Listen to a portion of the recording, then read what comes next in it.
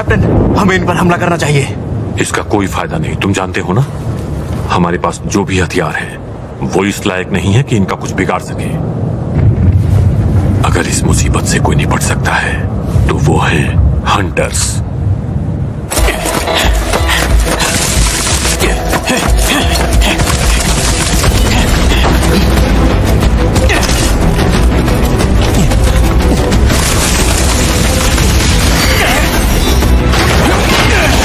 हमें इन्हें यहीं रोकना होगा। अगर हम इन्हें नहीं रोक पाए तो सुरक्षा घेरा टूट जाएगा।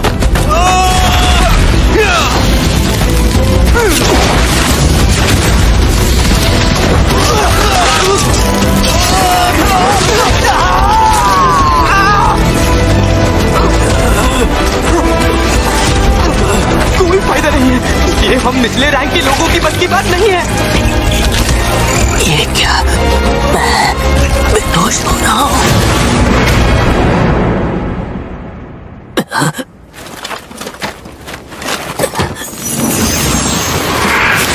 हीलिंग मैजिक,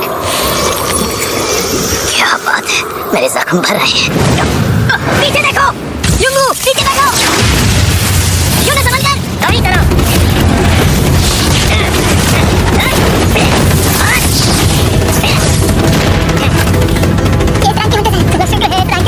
मेरे घर लगाया तो मैं जल्दी में हुई हूँ। माफ करना, मगर मैं ज्यादा से ज्यादा लोगों की मदद करना चाहता हूँ। और वैसे भी मैं बहुत अच्छे से जानता था कि तुम दोनों मुझे बचाने जरूर आओगे। पीछे देखकर मुझे लग ही नहीं रहा कि ये बहुत हो सकती है। मुझे तो लगता है कि शायद ये शोर की जीत है। देवगुरु, आइए की मदद करो। तुम बिल्कुल भी चिंता मत करो, मैं देख लूंगा। क्यों क्यों भैया आगे दानवों से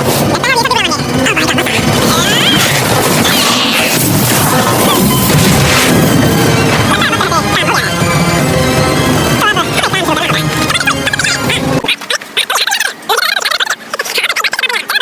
किया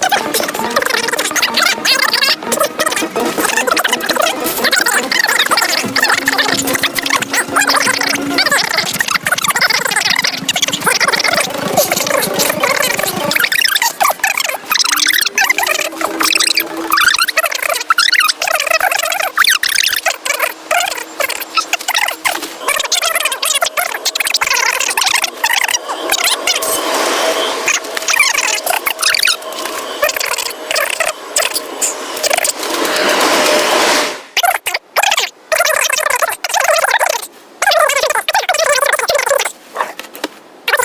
दानवों के खिलाफ लड़ने वाले बहुत से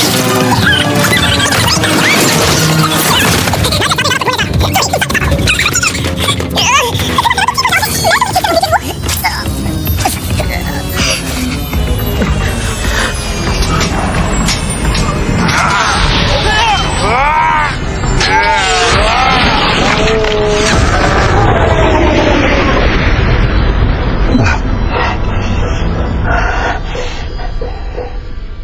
और कई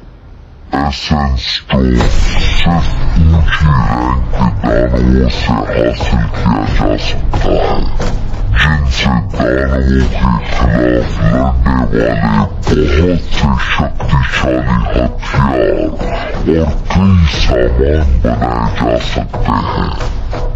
उसके अलावा माना क्रिस्टल, जिसे सिर्फ तहखाने से ही इकट्ठा किया जा सकता है और ये कम शक्तिशाली होती है। लेकिन इन सबको लेकर दामन का मकसद कुछ और ही लगता है। ये नए पावर सोर्स की तरह है, जो परमाणु से ज्यादा महफूज पानी, हवा और जमीन की गर्मी से कहीं ज्यादा कारगर है और फॉसिल फ्यूल्स की तरह वातावरण को दूषित नहीं करते। ये साफ सुथरी एनर्जी का जरिया है। सरकार इन दोनों का इस्तेमाल करके बिजली पैदा करने के तरीके खोज रही है। एक ऐसे नया फ्यूल का जरिया जिसे हंटर्स ही ढूंढ सकते हैं।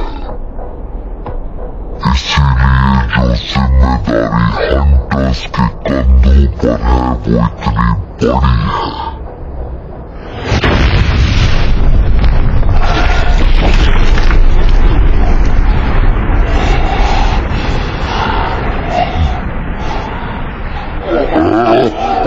बड़ी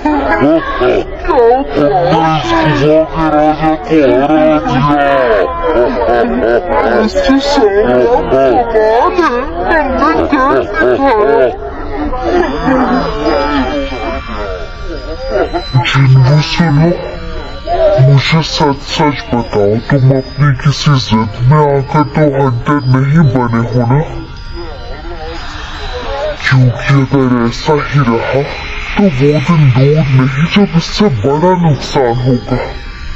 क्योंकि चोट सिर्फ एक जगह नहीं बल्कि तुम्हारे पूरे शरीर पर लगी है।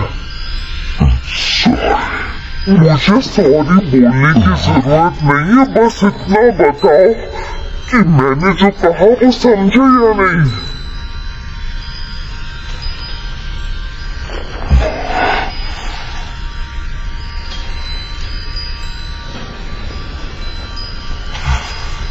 तो क्या लूट का सारा सामान इकट्ठा कर लिया? जितना उपाया उतना तो कर ही लिया। वैसे मुझे यहाँ शक्ति बड़ी ज्यादा दिख नहीं रही है। अगर यही हाल रहा तो हम ज्यादा पैसे नहीं बना पाएंगे। शायद मिशन पूरा हो गया और यहाँ मेरे पास इस ईरन की सारमणि के अलावा कुछ भी नहीं है। इनकी नजरों में इसकी कोई कीमत भी नहीं है। सुनो, यहाँ कर देखो क्या मिला है। ये तो एक गुफा है, सुरंग लग रही है। हाँ, जो भी हो, पर है बहुत लंबी। एक प्राचीन तहखाना। मैंने इसके बारे में अफवाहें सुनी थी, लेकिन हमने गुफा के राजा को तो मार दिया, पर लगता नहीं कि ये बंद होने वाली है। हाँ, मुझे भी सब अजीब ही लग रहा है। तो इसका मतलब ये अंदर हमें लूट का और भी सामान मिल सकता है। सब मेरी बात ध्यान से सुनो। ऐसे हालात में हमसे उम्मीद की जाती है कि हम हंटर्स एसोसिएशन के आदेश का इंतजार करें। और मेरी बात तो सुनिए मिस्टर सॉल, आपको नहीं लगता पहले वाला सारा सामान लेकर चले जाएंगे?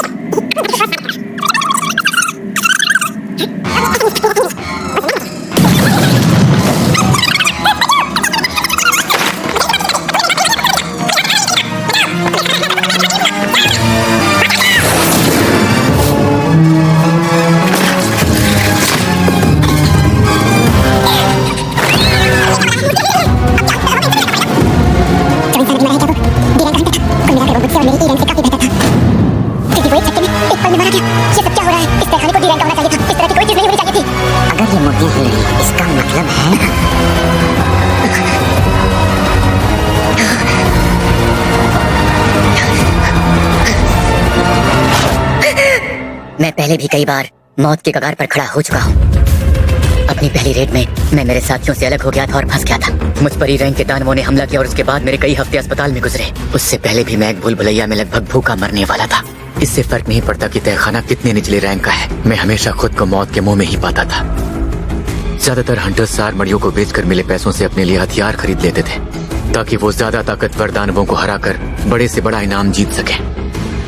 पर मेरे पास इस चाकू को खरीदने के ही पैसे थे। अगर ये टूट जाए तो मुझे निहत्थे ही लड़ना पड़ेगा। मेरे जूतों का हाल भी कुछ ऐसा ही था और इसलिए दिन ब दिन मैंने अपना मजाक सहा और वो नौकरियां की जिनमें जान जाने का खतरा था और जोखिम इनाम से ज्यादा था। इसके बावजूद जिंदा रहने के लिए आंखें खुली रखी और हमेशा मौकों की तलाश में लगा रहा और शायद इसलिए मैं बता पाया। सब लोग बैठ जाओ।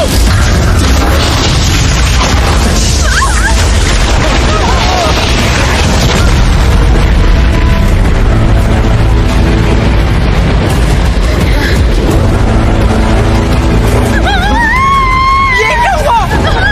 कैसे हुआ? ये क्या हो रहा है? वो मुझे कैसे पता होगा? तुम सब ठीक तो हो ना?